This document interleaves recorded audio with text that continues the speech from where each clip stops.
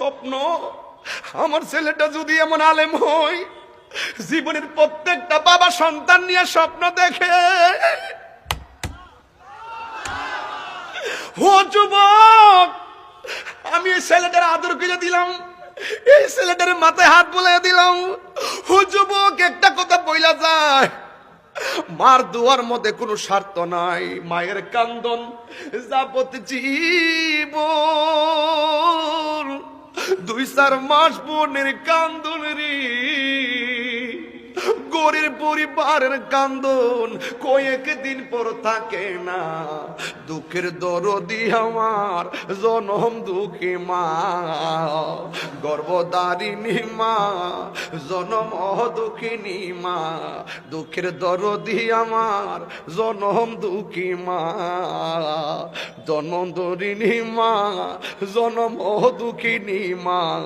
দুঃখের দরদি আমার জনম দুঃখী মা। এই 10 মাস 10 দিন মায়ে গর্ভে দিল ঠাই, কত কষ্ট দিয়াই আমি এলাম দুনিয়ায়।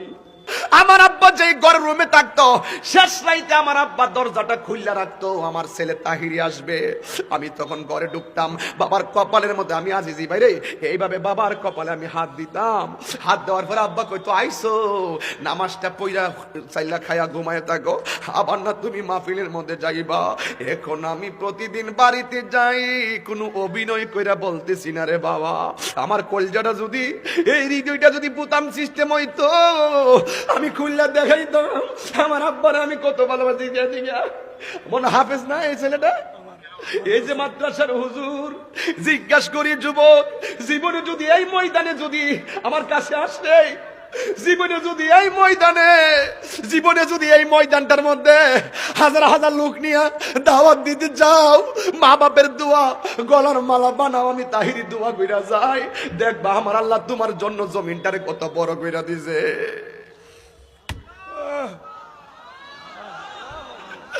ও বন্ধু, আমি তো এখন রুয়ানা দিব, বাড়িতে যাবো। আমার আব্বা যে ঘরের মধ্যে শুইতো, ডাক্তার সাহেব আপনার আব্বার ব্যবহৃত অনেক জিনিস ঘরে আছে, আপনার মার ব্যবহৃত অনেক কিছু ঘরে আছে।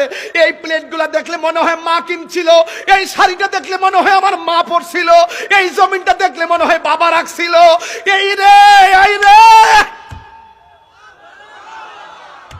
ও যুবক, সাতক্ষীরার জমিনে মনে হয় আর আসতে পারে কিনা জানি না। আমার জীবনের শেষ মাহফিল মনে কইরা বইলা যায়। এই 2টা মানুষের দোয়া থাকলে তুই ওলি হইয়া যাবি।